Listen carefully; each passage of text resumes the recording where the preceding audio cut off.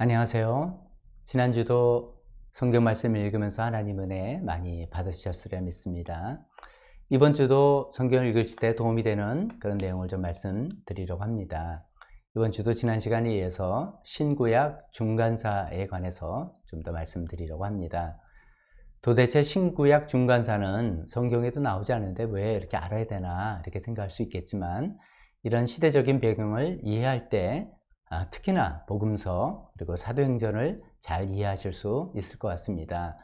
이것이 이제 그 당시의 시대상을 말해주는 것이기 때문에 어쩌면 이런 내용을 이제 아시면서 읽을 때 성경이 그냥 뭐 흑백으로 보이는 거에서 이제 천연색으로 보이거나 평면적에서 좀 입체적으로 보일 수 있게 될 수도 있을 거라고 생각합니다.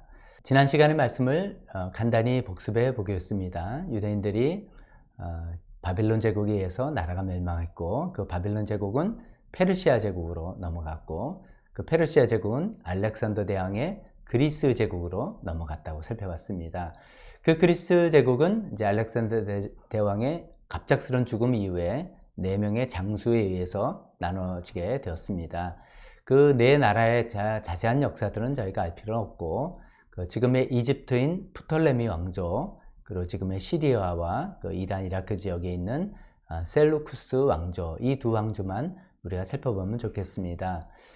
프톨레미 왕조는 클레오파트라도 기억하시면 좋겠고, 70인역 성경을 기억하시면 좋겠습니다.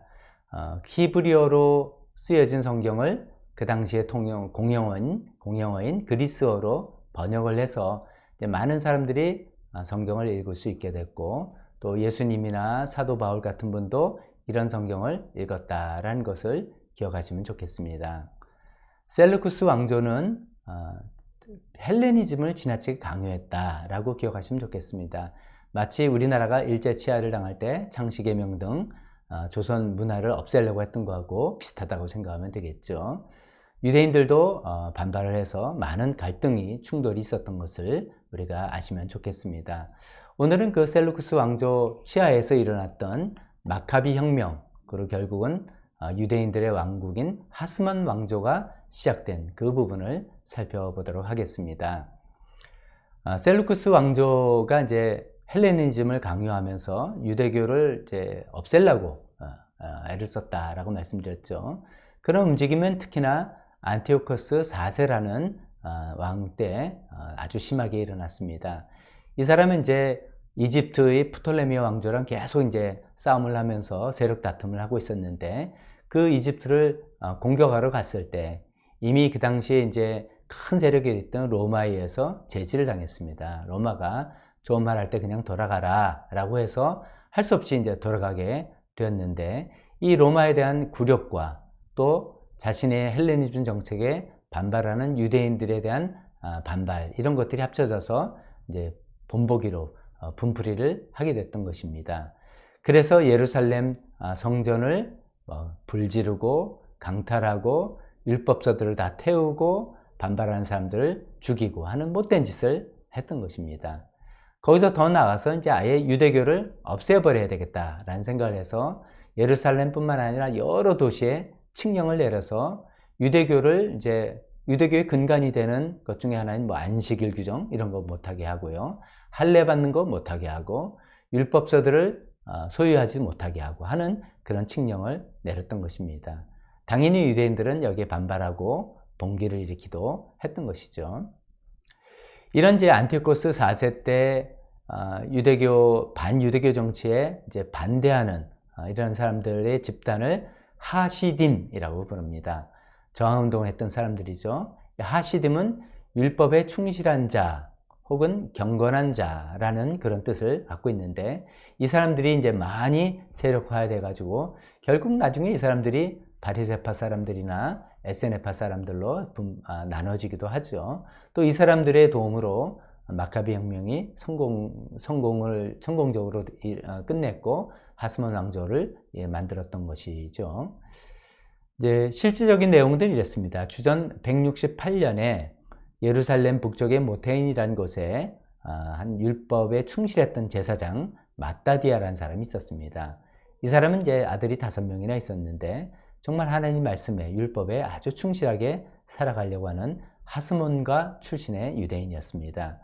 근데 아까 말씀드린 안티오코스 4세 이제 사신이 그 동네에도 임해서 이제 너희는 더 이상 당신들의 하나님께 예배를 드릴 수 없다. 그 대신 제우스 신에게 예배를 드려야 하고 유대인들이 부정한 동물이라고 꺼리는 돼지를 잡아서 그 피를 흘리면서 예배를 드려야 한다. 제사를 드려야 한다라고 강요했던 것입니다. 그때 이제 헬라파 유대인, 거기에 이제 순응하는 헬라파 유대인 제사장이 그렇게 돼지로 제우스 신에게 예배를 드리려고 하니까 거기에 거룩한 분노가 일어나서 마치 모세 시대 때 비느하스 같은 그런 마음이죠. 그 헬라파 유대인 제사장을 죽이고 봉기를 일으켰습니다. 그 마따디아와 그 5 아들들이 이거를 시작해서 봉기를 일으키니까 이에 동조하는 많은 유대인들이 합세를 했던 것입니다. 그 마따디아의 아들 중에 한 사람이 유다 마카비라는 사람인데 이 사람이 이제 그 봉기의 지도자가 되어서 그래서 이 사건을 마카비 혁명이라고 부릅니다. 그런 이제 숫자기는 열쇠가 있으니까 게릴라전을 사용했습니다. 광야에 근거지를 두면서 게릴라전을 펼치는데 하나님의 어떤 기적적인 도움들이 계속 이어져서 뜻밖에도 승리를 거두게 되었습니다. 그래서 저쪽은 왕국이고 이쪽은 게릴라전인데 유대인들이 승리를 얻게 됐던 것이죠. 그래서 결국 그동안 우상으로 더럽혀졌던 예루살렘 성전에 들어가고 거기에 성전을 정결케 하고 그들 하나님께 다시 봉헌하는 그 놀라운 기쁜 일이 일어났습니다. 그 날을 수전절이라고 부르면서 앞으로 계속해서 지키게 되고 예수님 때도 수전절을 지킨 기록이 나오고 지금도 유대인들은 그것을 하누카라고 표현하면서 절기로 지키게 되었습니다. 그 이후 이 마따디아의 집안의 아들들이 또 그 후손들이 계속 왕이 되어서 이어지는 그 유다 왕국을 하스몬 왕조라고 부르게 되는 것입니다. 이 하스몬 왕조는 이제 어떻게 보면 굉장히 놀라운 사건이 감격적인 일이 된 것이죠. 주전 586년에 남쪽 유다가 바벨론에게 멸망하면서부터 성전으로 돌아왔고 성전을 재건했고 했지만 독립국가는 아니었던 것입니다. 그 이후에 421년 만에 유대인의 독립국가가 생기게 된 것이죠. 얼마나 감격스러운 일이었겠습니까? 이 하스몬 왕제는 왕이 제사장직까지 겸하는 제정일치의 아주 강력한 권력을 가진 왕국이었습니다. 그래서 쭉 진행되다가 주전 63년에 로마에서 왕권은 물려주고 그래도 대제사장직은 계속 이 가문에서 배출하는 그런 영향력을 행사하게 된 것이죠. 그래서 그 예수님 당대에도 정통 권위 있는 정통 가문이다 이렇게 알려진 것이 하스몬 왕조입니다. 이 마카비 혁명과 하스몬 왕조가 갖는 의미를 몇 가지 살펴보겠습니다.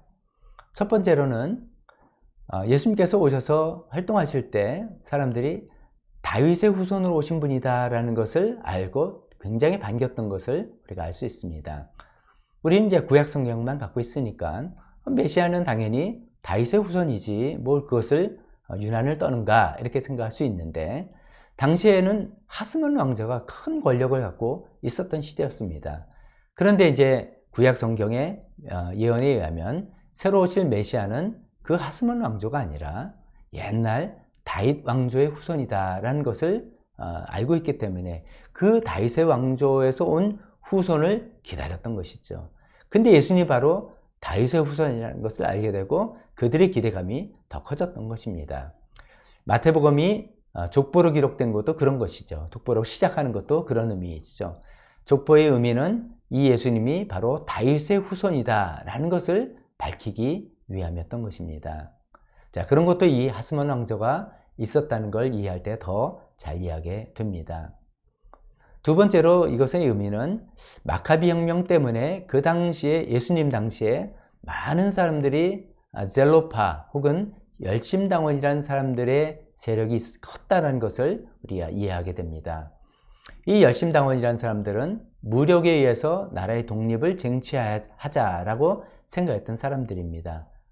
예수님의 제자 중에서도 이 열심당원이 있다는 것을 아십니까? 예수님의 12 제자 중에 가나안인 시몬이라는 사람이 있는데 이 가나안인이라는 표현은 가나안 지역 출신이다 라는 의미로 볼 수도 있겠지만 그것보다는 젤로파 혹은 열심당원이다 라는 뜻으로 이해해야 한다고 생각하고 있습니다. 예수님께서 십자가에 달려 돌아가실 때 좌우에 두 강도가 함께 매달렸다라는 것을 알고 계실 겁니다. 그 강도들은 좀도둑을 하거나 남들의 물건을 무력으로 뺏은 사람, 그런 강도 차원이 아니라 이 사람들이 바로 무력으로 나라를 독립을 이루려고 했던 열심당원이었다는 것입니다. 예수님 당시에 이런 사람들이 굉장히 많았습니다.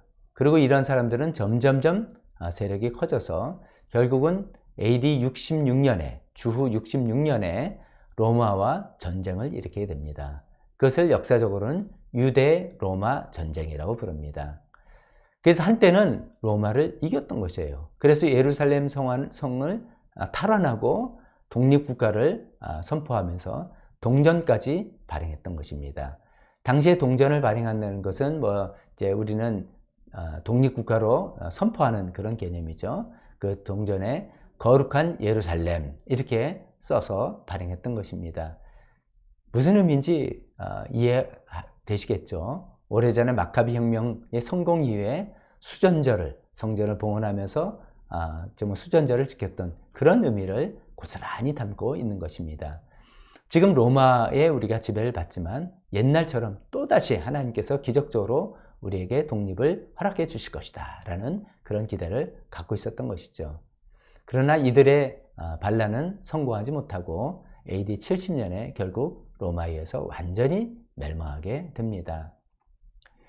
이들은 왜 이렇게 멸망하게 됐냐면 예수님께서 그토록 말씀하셨던 하나님의 나라라는 것에 대한 잘못된 이해 또 잘못된 기대를 가졌기 때문입니다.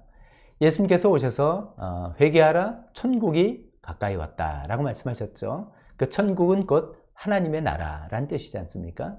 근데 그들이 꿈꾸고 기대했던 것은 마카비 혁명의 성공 이후로 즉 무력에 의해서 정치적인 독립을 얻게 되는 그런 하나님 나라를 꿈꾸고 기대했던 것인데 예수님이란 분이 오셔서 놀라운 능력을 발휘하니까 저분을 통해서 또다시 그 하나님 나라를 이루려고 생각했던 것이죠.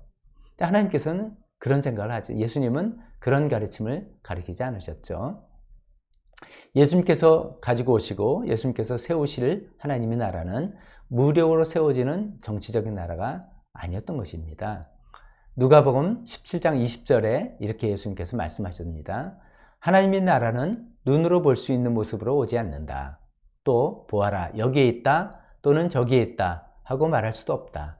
보아라 하나님의 나라는 너희 가운데 있다 라고 말씀하셨습니다. 즉 이 하나님 예수님께서 주신 하나님 나라는 죄를 회개해서 용서함을 받고 예수님을 영접하고 그래서 하나님께서 나의 통치자가 되시는 그런 나라. 내가 그래서 나로부터 시작해서 나의 삶과 나의 가정과 나의 사회와 내가 사는 모든 나라가 그렇게 하나님의 통치를 받는 곳이 되는 그런 곳인 것이죠. 또 이 하나님 나라는 사랑과 용서로 세워지는 그런 나라죠. 그런 나라를 예수님께서는 우리에게 주시기 위해서 그 죄값을 다 치르시려고 십자가에서 죽으신 거 아닙니까? 예수님은 그 당대의 그런 분위기를 너무나 잘 아셨기 때문에 누가복음 21장에 또 이렇게 이야기하셨습니다. 20절에 예루살렘이 군대에게 포위당하는 것을 보거든 거기서 빠져나가고 그 성 안으로 들어가지 말아라. 이것은 66년에 일어났던 유대 로마 전쟁의 분위기를 생각하면 너무 생생하게 느껴집니다. 당시 모든 대부분의 유대인들은 우리가 하나님께서 또 다른 기적을 일으켜서 우리를 로마로부터 이기게 해주실 거다. 나라를 독립을 주실 거다. 해서 다들 예루살렘으로 집결하고 있는데 예수님께서는 그런 분위기를 미리 아시고 경고를 주셨던 것이죠. 예수님께서 또 그런 말씀 하시지 않았습니까? 성전에 예루살렘 성전에는 돌 하나도 돌 위에 남지 않고 다 무너져 버릴 것이다. 너희가 평화에 가는 것을 알았더라면 얼마나 좋았을 것이냐. 이 평화는 무력에 의해서 얻어지는 평화가 아니라 사랑과 용서로 주어지는 평화인데 라고 하면서 안타까워하시는 그런 모습을 우리가 기억합니다. 예수님이 예언대로 결국 AD 70년에 로마의 제국에서 성전은 파괴되고 성전 안에 있던 모든 기물들, 성물들은 다 로마로 실려갔습니다. 지금도 로마의 그 개선문에 그 당시 장면을 이렇게 생생하게 기록으로 볼 수가 있는 것입니다. 그 예루살렘 안에 있었던 수많은 사람들이 목숨을 잃게 되었는데 110만 명이 사망했다고 합니다. 그리고 9만 7천 명이 노예로 끌려갔다고 합니다. 얼마나 비참한 일입니까? 그리고 그 후대에 이제 황제가 칙령을 내려서 유대인들은 더 이상 이 예루살렘에 살 수 없다라는 칙령을 내리기도 했고요. 성전터는 로마 당시에는 제우스의 신전이 되었고 후대에는 이슬람 세력에 의해서 이슬람 신전이 세워져서 지금에까지 이르게 됩니다. 예수님께서 주시려는 이 하나님의 나라를 잘못 이해하고 옛날에 마카비 혁명의 그 승리 이런 것을 그 기적을 또다시 재현하고 싶어 했던 그 잘못된 생각으로 비롯된 그런 비극이라고 볼 수가 있겠습니다.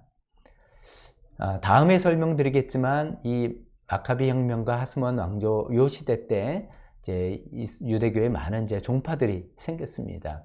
그게 이제 사두개파, 바리새파, 에세네파 이런 사람들인데 이런 사람들 중에 이 예루살렘의 멸망과 함께 사두개파 사람들과 에세네파 사람들은 전부 다 사라지게 되었습니다. 로마군에 다 죽임을 당하게 되고 산헤드린이라는 그 자치 기관도 다 없어지게 됐죠. 그런데 이제 두 집단이 살아남았는데 첫째는 바리새파 사람들입니다. 바리새파 사람들은 로마의 세력을 알고 이거는 이길 수가 없는 전쟁이다 라는 것을 알게 되었습니다. 그들은 열심당원과 다른 노선을 걷게 된 것이죠. 그래서 로마의 사령관에게 미리 말을 하고 허락을 얻어서 빠져나와서 얌니아라는 해변가에 가서 다시 이 유대교를 다시 재건해야 되겠다고 생각했던 것입니다. 더 이상 이제 성전은 있을 수 없으니까 이제는 회당과 율법 중심의 유대교로 재편을 한 것이죠. 이것이 이제 우리가 오늘 알고 있는 유대교가 아닙니까? 그리고 그들은 이제 기독교들과는 완전히 결별을 선언하게 됩니다. 그래서 더 이상 기독교가 유대교의 한 종파로 있을 수가 없게 되고 이제 결별하게 되는 것이고 그것을 또 계기로 하면서 그들이 갖고 있는 성경의 목록을 작성하게 되는데 그것이 오늘날 우리가 이제 구약 성경 39권이다라고 하는 것을 이들이 확정하게 되는 얌니아 회의라고 부르게 됩니다. 예루살렘 멸망 후에 또 살아남은 또 하나 집단은 우리가 잘 아는 그리스도인들이죠. 이들은 이제 예수님께서 이미 말씀을 많이 하셨기 때문에 로마의 항쟁에 합류하지 아니하고 거기서 빠져나와서 사랑과 복음의 예수님의 메시지를 전하면서 오늘에 이르게 된 것입니다. 자, 이런 내용들과 함께 이제 더 자세한 또 다른 내용들은 다음 기회에 말씀드리려 하고 이런 내용을 이해하면서 복음서하고 또 사도행전을 읽으시면 많은 도움이 되실 수 있을 것 같아서 말씀드려 봤습니다. 자, 다른 앞으로 이번 주에 일정표에 따라서 또 성경 말씀 읽으시면서 또 하나님의 은혜 많이 받으시기 바랍니다. 자, 안녕히 계세요. 다음 시간에 뵙겠습니다.